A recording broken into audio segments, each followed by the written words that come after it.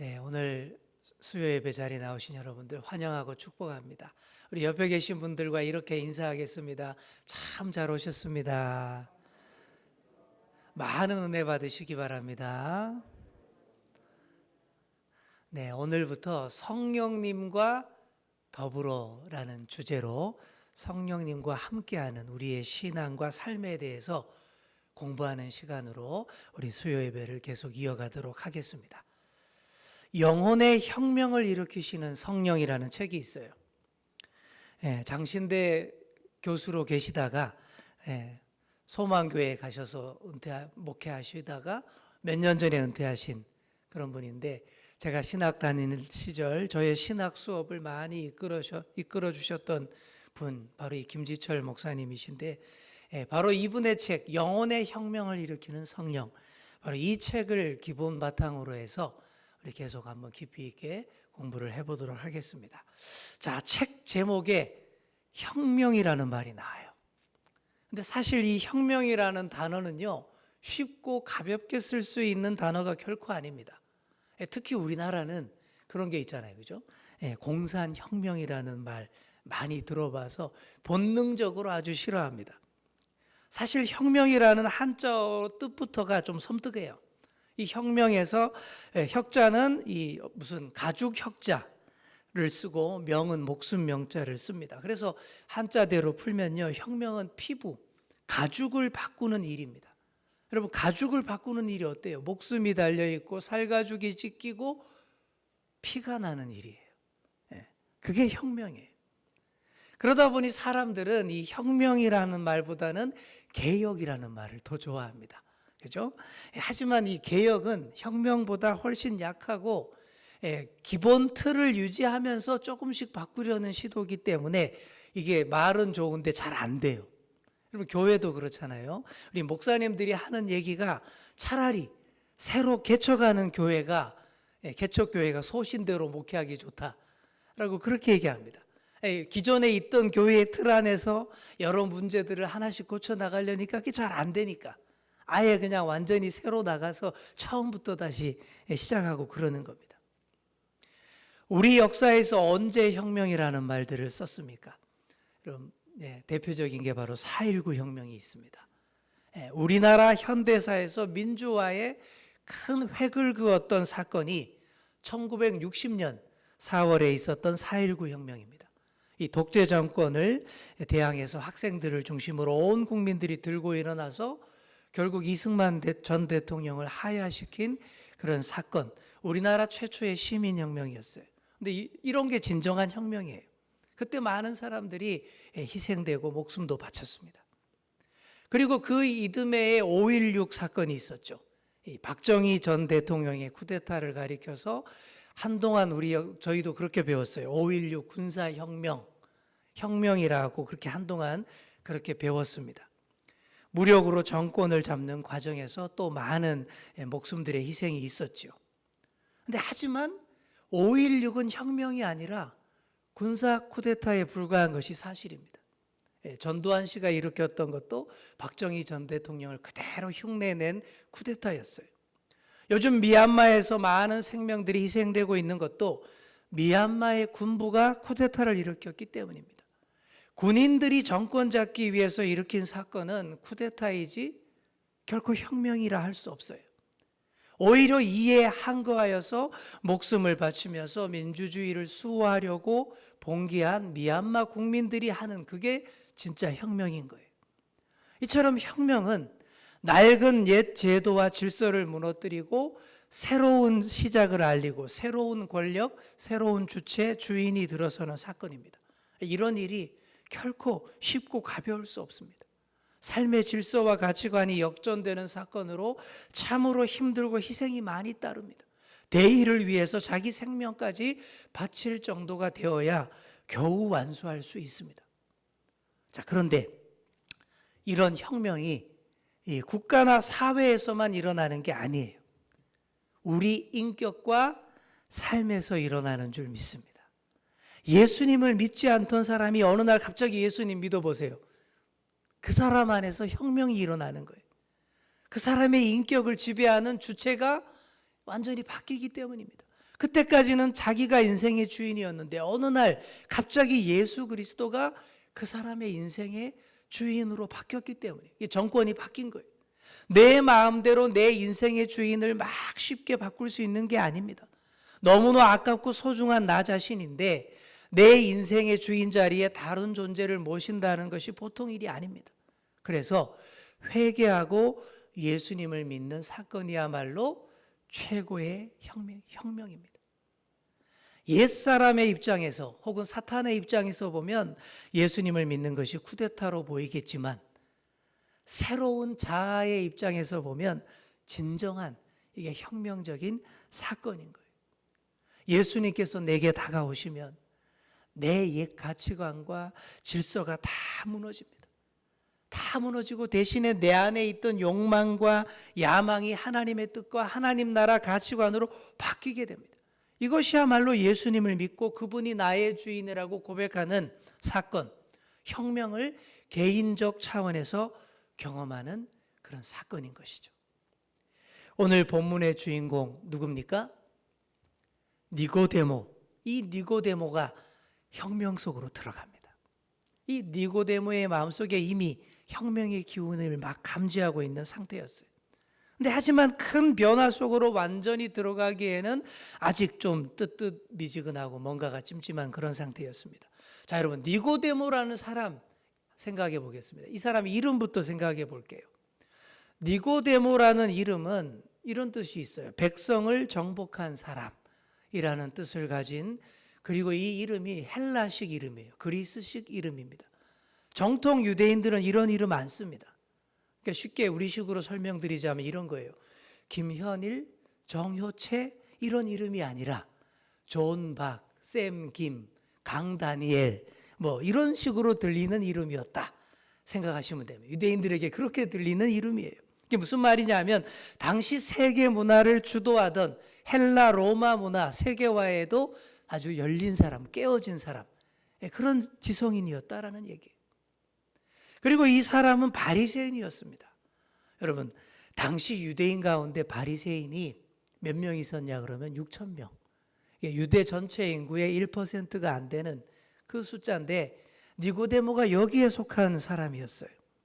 뿐만 아니라 그는 정치적으로도 영향력 있는 유대의 관원이었으며 사실상 최고 권력 기구인 산헤드린 70명으로 구성된 산헤드린 공회의 70명 중에 한 사람이었어요.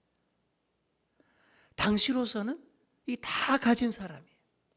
학문적으로 아주 똑똑한 고도의 지성을 갖춘 사람이었고 또 정치 권력의 핵심부에 있는 사람, 그리고 유대인이면서도 니고데모라는 세계화된 헬라식 이름을 가진 사람, 그런 사람이었다라는 거죠. 또 경건한 사람이죠. 독실한 유대교 신자는 말할 것도 없습니다. 누구보다 하나님을 가까이 한다고 자부하는 그런 사람이었어요. 자, 그런데도 이 니고데모의 마음속에 답답함이 있는 거예요. 아무리 채우려고 해도 채워지지 않는 갈증과 공허함이 있는 거예요. 또 내면 깊은 곳에 허전함과 불만족이 있고 불안과 근심이 항상 있는 것입니다. 이게 쉽게 표현하면 타는 듯한 영적 목마름이 있다라는 거예요. 갈급함이 있다라는 거예요. 여러분, 이런 니고데모의 상태가 오늘 우리의 모습과 너무 똑같지 않습니까? 경건의 모양과 습관은 잘 배어 있는데 실상 우리 영혼에 기쁨이 없고 참 만족감이 없다면 아직 아닌 거예요.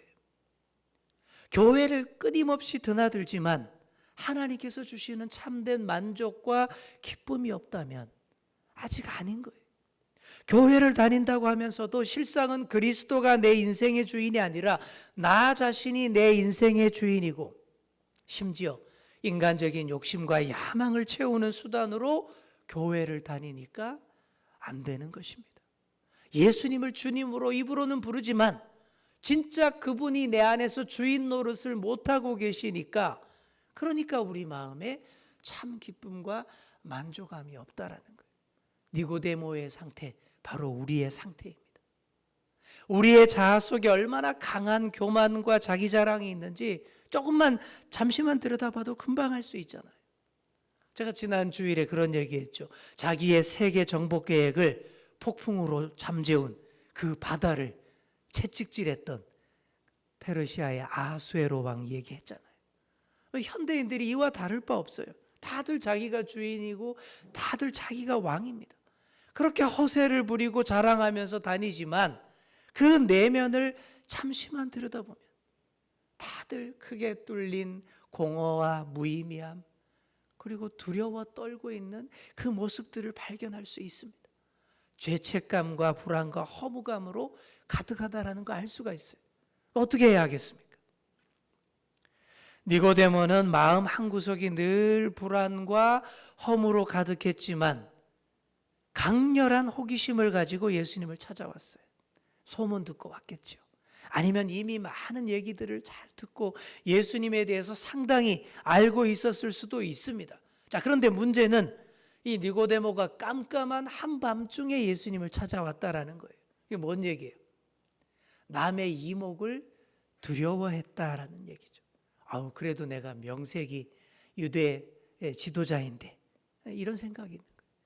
아무 근본 없고 공식적 직함도 없는 예수님께 묻는 것이 그 장면이 사람들 눈에 띌까봐 두려워하고 주저주저했다. 눈치 보면서 왔다라는 그런 얘기입니다. 하지만 이런 태도에도 불구하고 니고데모가 가졌던 귀한 마음이 있습니다. 그건 바로 따라해 볼까요? 진리에 대한 관심, 진리에 대한 호기심, 이거예요. 관심과 호기심. 정말로 예수님이 하나님의 아들일까? 정말 예수님이 내가 그토록 오래 기다리던 메시아 그리스도일까라는 그런 관심과 호기심, 질문이 그 안에 있었다라는 것이죠. 사랑하는 성도 여러분, 이런 호기심이 우리를 한 단계 앞서 나가게 합니다. 우리가 반드시 강렬한 호기심을 가져야 돼요. 호기심이라는 것이 또 우리에게 젊음을 가져다 줘요. 여러분, 호기심 많습니까? 아무것도 안 궁금하면 금방 늙어버립니다. 이게 문제가 있어요. 하나도 안 궁금하면. 그러면 안 돼요. 그래서 저도 TV에 막 누가 나오고 모르는 사람 나오면 자꾸 물어봅니다. 야야, 제가 누구야? 저 가수가 누구야? 저 연기자가 누구야? 우리 딸에게 묻고 또 묻습니다. 들어도 금방 까먹어요. 예, 그래도 자꾸 묻다 보면 언젠가 한 10번 정도 들으면 또 알게 되잖아요. 그죠? 그래서 맨날 물어본다고 혼나면서도 제가 묻고 또 물어봅니다. 그런데 이런 것보다 우리는요, 영적 호기심을 많이 가져야 합니다. 생명에 대한 호기심, 진리에 대한 호기심 가져야 돼요. 거짓된 일, 죄 짓는 일, 세상의 나쁜 일에 자꾸 호기심 가지지 마시고 좋은 일, 영적인 일, 하나님에 대한 그런 호기심을 많이 가지시는 그런 여러분 되시기 바랍니다. 호기심의 대상이 바로 돼 있어야 돼요. 그래야 돼요. 그래야 우리가 영혼의 혁명을 일으키고 의심과 불안에 빠지지 않고 바른 길 갈 수가 있습니다. 찰스 스윈돌이라는 분이 있습니다. 이분이 호기심과 의심의 차이에 대해서 이렇게 설명을 합니다. 호기심과 도전과 모험은 서로가 함께 가는 건강한 쌍둥이다. 그러나 노골적인 의심은 일종의 불신이요, 의혹이요, 부정적인 주저함과 조심성이다.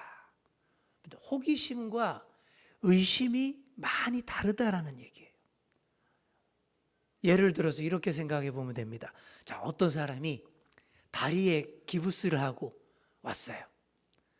그걸 보고 이러는 사람이 있어요. 저 사람이 어쩌다 저렇게 다쳤을까? 이렇게 궁금하게 여기는 건 호기심입니다. 근데 꼭 이러는 분이 있어요. 저 사람이 진짜 다쳐서 깁스하고 있는 거 맞아? 가짜로 저러는 거 아니야? 이거는 의심이라는 거예요. 차이를 아시겠죠?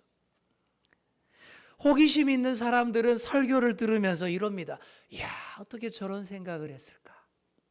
어떻게 저렇게 해석을 하고 저렇게 표현할 수 있을까? 이럽니다. 이건 정말 호기심, 좋은 호기심. 하지만 의심하는 사람은 이럽니다. 야, 저렇게 말하는 딴 뜻이 있을 거야.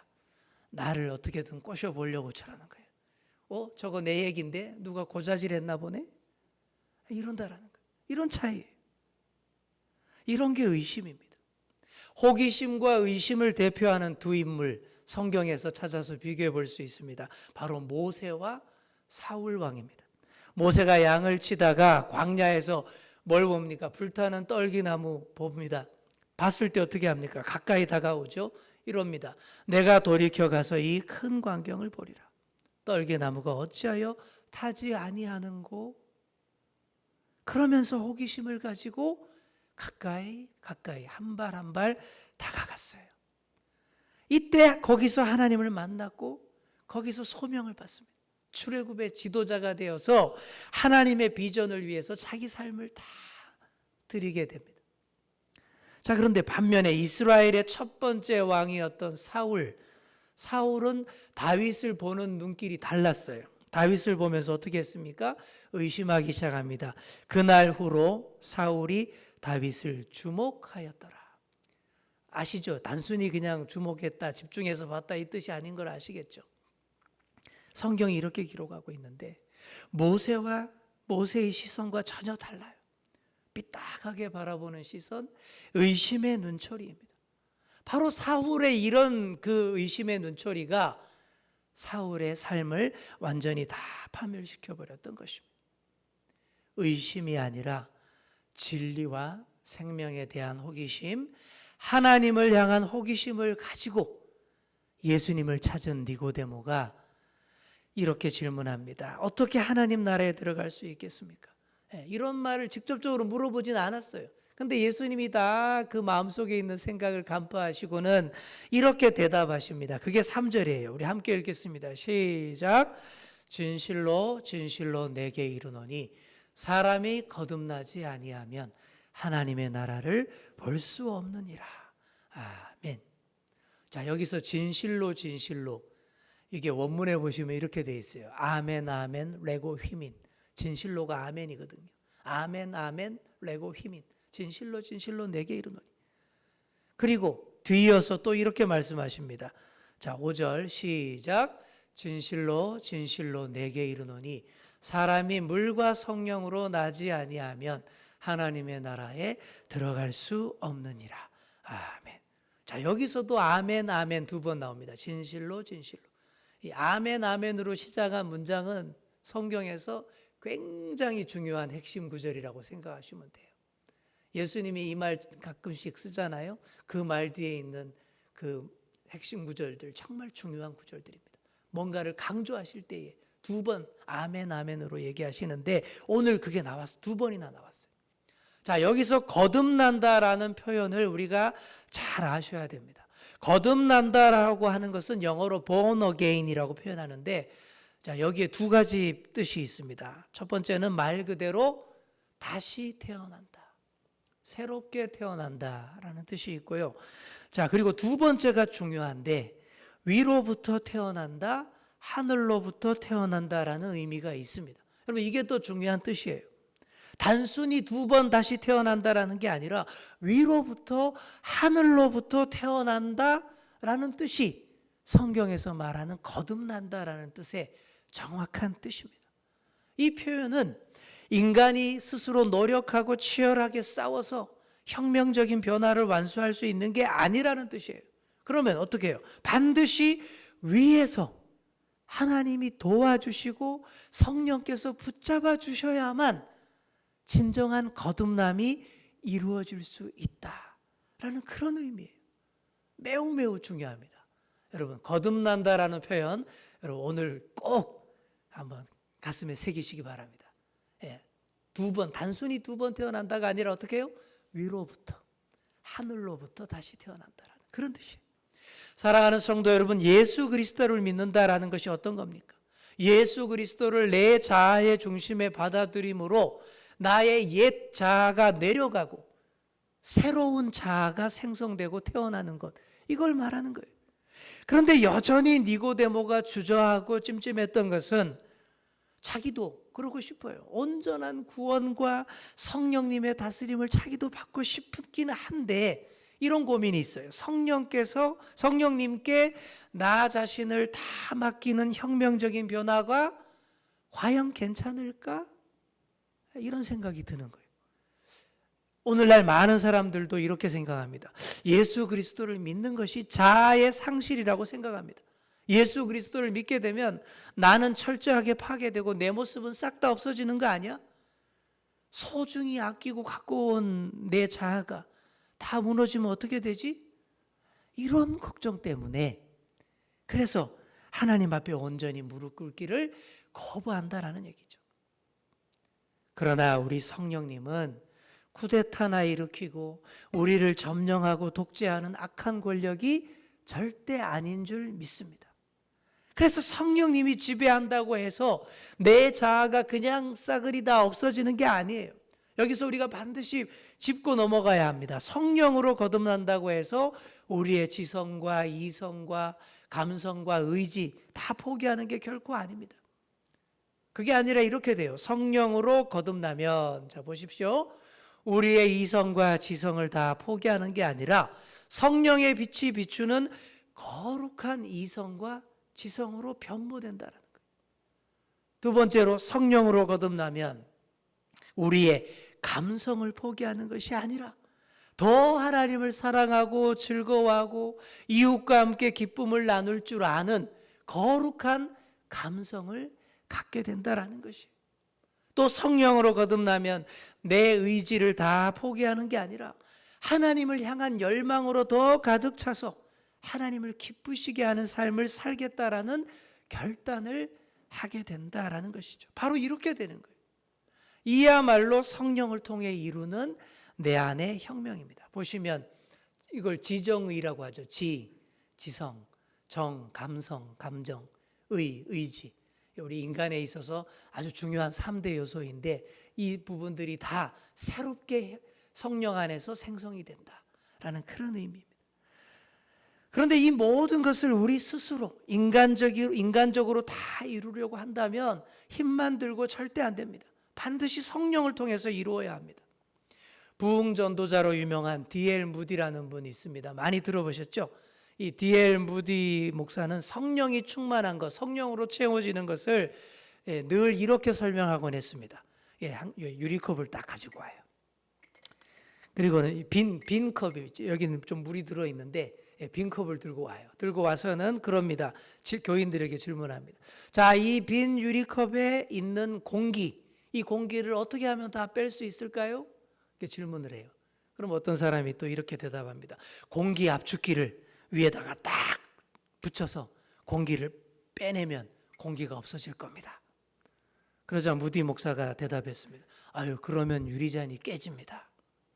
그리고 또 여러 사람들이 여러 방법들을 얘기했는데 다 오답이었어요. 마지막으로 무디 목사가 주전자에 물을 떠오라고 하더니 이 빈컵에다가 물을 콸콸콸콸 붓기 시작합니다. 어떻게 됐을까요? 그 안에 있던 공기가 채워지는 물 때문에 다 빠져나가게 되었다라는 것이죠. 바로 이렇게 되는 것이다라는 것이죠. 우리가 우리 힘으로 스스로 죄악을 물리치고 올바른 사람이 되려면 엄청난 고통과 번민과 어려움만 겪게 됩니다. 혁명하려고 봉기를 일으켰는데 진압군이 너무 강해서 꼼짝도 못하는 것과 똑같아요. 그게 아니라 외부에서 전혀 다른 힘이 들어와야 합니다. 위로부터 전혀 다른 강한 힘이 부어져야 한다라는 얘기죠. 그러기 위해서는 주님 앞에 우리의 있는 모습 그대로 가지고 나와야 합니다. 나와서 이렇게 간구해야 합니다. 주님, 내 안에 이런 문제가 있습니다. 내 안에 욕심과 분노와 상처들로 가득합니다. 성령께서 주장하셔서 내 빈 공간을 가득 채우셔서 내 안에 잘못된 것들, 부패한 것들, 거짓들, 죄악들 다 물러가게 하여 주옵소서. 이렇게 간구해야 합니다. 이렇게 할 때에 내 안에서 큰일이 일어나는 거예요. 혁명이 일어나고 온전한 하나님의 사람이 될 수 있다라는 사실입니다. 이제 말씀을 정리해 보겠습니다. 우리 한국의 위대한 사상가 함석헌 선생이라고 있습니다. 이분의 여러 말씀들을 다룬 이런 책이 있습니다. 제목이 이래요. 너 자신을 혁명하라. 저는 이 책 제목이 너무 강렬하고 너무 참신해서 순전히 이 책 제목 때문에 책을 사서 읽었습니다. 제목 그대로입니다. 너 자신을 혁명해야 합니다. 너 자신을 개혁하라 이래도 되는데, 그죠? 그래도 좋은 나쁜 말 아니죠. 좋은 말인데 너 자신을 혁명하라. 얼마나 강렬하게 느껴졌는지 몰라요. 단순히 너 자신을 바꿔봐라, 변화시켜라, 개혁하라, 이걸 완전히 뛰어넘는 너 자신을 혁명하라. 우리 한번 따라해 보겠습니다. 너 자신을 혁명하라. 아멘. 오늘 영혼의 혁명을 일으키시는 성령이라는 주제로 함께 묵상했습니다. 사랑하는 성도 여러분, 여러분 마음속에 기쁨이 있습니까? 예수님을 믿는 믿음으로 인해서 참 평안과 만족이 있으십니까? 지금 예가 잘 안 나오죠, 그죠? 이런 질문에 아멘, 예 라고 대답할 수 있어야 한바탕 혁명이 완수된 인격과 삶들입니다. 말하자면 성령으로 거듭난 사람입니다.